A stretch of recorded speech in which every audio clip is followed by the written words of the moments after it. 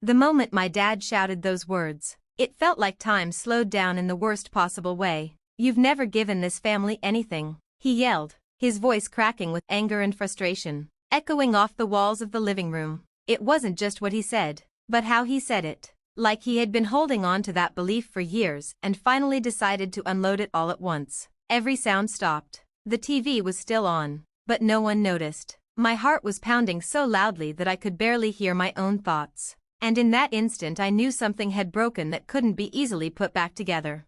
I stood there frozen, feeling every pair of eyes in the room on me. My siblings looked uncomfortable, shifting in their seats, clearly unsure whether to defend me or stay quiet. My mom's face went pale, her mouth opening slightly as if she wanted to say something but didn't know where to begin. My dad, meanwhile, looked almost relieved, like he had finally said what he'd been thinking for a long time. That hurt more than the words themselves. Growing up, I had always been the quiet one in the family, not because I had nothing to say, but because I learned early on that keeping the peace was valued more than expressing how I felt. My dad was loud, opinionated, and firm in his beliefs. He believed respect was earned through visible effort and sacrifice, the kind everyone could see and talk about. If you weren't openly struggling or loudly succeeding, you were invisible. I didn't realize how much that would shape the way he saw me. As a kid, I watched how arguments played out in our house. Whoever spoke the loudest usually won, and whoever stayed calm was often ignored. So I adapted. I learned to listen, to help quietly, to take on responsibilities without making a big deal out of them. I convinced myself that being dependable was enough, that eventually people would notice without me having to explain myself. I never thought I'd be standing there years later, accused of giving nothing at all. When I started working, I didn't make a show of it. I didn't brag about my hours or complain loudly about how tired I was. I just worked. When money at home got tight, I helped where I could. Sometimes that meant covering part of a bill without telling anyone. Sometimes it meant buying groceries when the fridge was almost empty and acting like it was no big deal. I thought I was doing the right thing by not adding stress or expecting praise. There were months when my dad's paycheck wasn't enough to cover everything. I knew how much that weighed on him, how much pride he took in providing for the family. So instead of pointing it out or making it awkward, I quietly stepped in. I transferred money. I paid fees. I handled small emergencies before they became big ones. I told myself that family helped family, and that counting favors was selfish.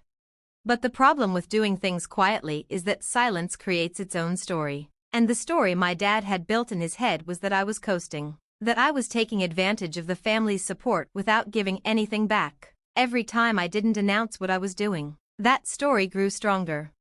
The argument that night didn't start with me. It started with stress, bills, work, responsibilities, the usual things that pile up when people are tired and overwhelmed. My dad was already irritated when he walked into the room. He started talking about how hard he worked, how much he sacrificed, how people didn't appreciate what they had. At first, I barely listened. I had heard versions of that speech before. Then he looked directly at me. There was a pause, just long enough for me to feel uneasy, and then he said my name. When he accused me of taking and never giving, it felt like a slap, not because I believed it, but because I realized how deeply he believed it. He listed examples that, in his mind, proved his point. Moments where I hadn't spoken up, times where I hadn't visibly struggled, decisions he interpreted as laziness instead of restraint. I wanted to interrupt him, to correct him immediately, but something stopped me. Maybe it was shock, or maybe it was the realization that this wasn't just about that night. This was years of misunderstanding pouring out all at once. So I let him finish. Every word hurt, but I stayed quiet, the same way I always had. When he finally stopped talking, the silence was unbearable. It felt heavier than the yelling. I could feel my hands shaking, my throat tight. For a moment, I considered doing what I'd always done, shrugging it off, walking away, letting it fade. That would have been easier, but I also knew that if I stayed quiet this time, the damage would be permanent. So I stood up. My legs felt weak, but my voice surprised me by staying steady. I said that if we were going to talk about who gives and who takes, then we should talk about everything, not just what's loud and obvious. My dad rolled his eyes, clearly expecting excuses or defensiveness. What he didn't expect was facts. I started with money. Because that was the easiest thing to explain. I talked about the months when I covered the difference between what came in and what went out. I mentioned specific bills, not to shame him, but to be clear. I explained how I didn't say anything because I didn't want him to feel like he was failing. As I spoke, I saw his expression change from anger to confusion. Then I talked about time. I explained how many shifts I'd turned down, how many opportunities I'd passed up because they would have taken me away when the family needed support at home. I talked about helping my mom with appointments, errands, and paperwork, things that didn't look impressive but took hours out of my week. I explained that I didn't complain about it because I thought that's what family was supposed to do. The room felt tense, like everyone was holding their breath. My siblings started looking at me differently, not with skepticism, but with surprise. My mom's eyes filled with tears as she realized how much she hadn't known. My dad stayed quiet, his jaw tight, his eyes fixed on me.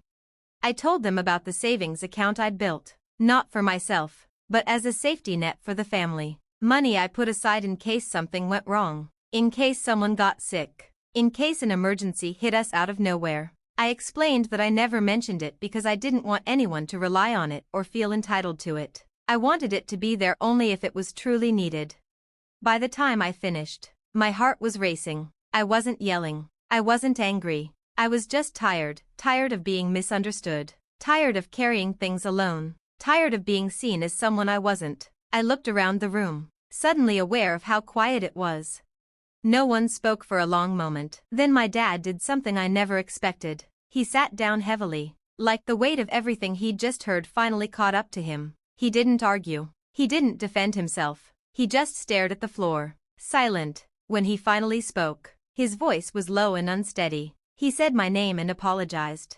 That apology hit harder than the accusation ever did. My dad wasn't the kind of person who apologized easily. Growing up, apologies were rare, usually replaced with silence or changed behavior. Hearing him say he was wrong, that he hadn't seen what I was doing, shocked everyone in the room. My siblings looked stunned. My mom started crying openly. The tension in the room shifted. Instead of anger, there was something else: regret, understanding, maybe even relief. My siblings began asking questions, not accusatory ones, but genuine ones. They wanted to know why I never spoke up, why I never asked for help or recognition. I told them the truth. I didn't think I needed to. I believed that actions spoke louder than words. I believed that if I just kept doing the right thing, it would be enough. But I also admitted that my silence had allowed a false version of me to exist in their minds. By not speaking, I had unknowingly agreed to be misunderstood. That night didn't magically fix everything. Years of habits and assumptions don't disappear in a single conversation. But it did something important. It cracked open a door that had been closed for a long time. My dad started asking questions instead of making assumptions. He checked in instead of criticizing. It was awkward at first, but it was real. In the days that followed, I noticed small changes. My siblings started including me in conversations about family decisions. My mom thanked me openly for things I'd always done quietly, and my dad, in his own reserved way, made an effort to acknowledge what I contributed. The most surprising change, though, was in me. For the first time, I allowed myself to take up space. I stopped assuming that being quiet was the same as being humble. I learned that speaking up about what you do isn't bragging, it's communication. And without communication, even the people closest to you can completely misunderstand who you are. Looking back, I wish it hadn't taken a blow-up for that conversation to happen. I wish I'd spoken up sooner, and I wish my dad had asked instead of assumed. But maybe that moment had to happen exactly the way it did. Maybe the shock was necessary to break through years of silence. That night taught my family something important about me, but it also taught me something about myself. Giving doesn't mean disappearing. Sacrifice doesn't have to be silent. And sometimes, the people who look like they're giving the least are actually carrying the most. When my dad yelled that I'd never given this family anything, he believed it. What shocked everyone wasn't just what I said next, it was how completely wrong that belief turned out to be. And once the truth was finally out in the open, nothing in our family was ever the same again.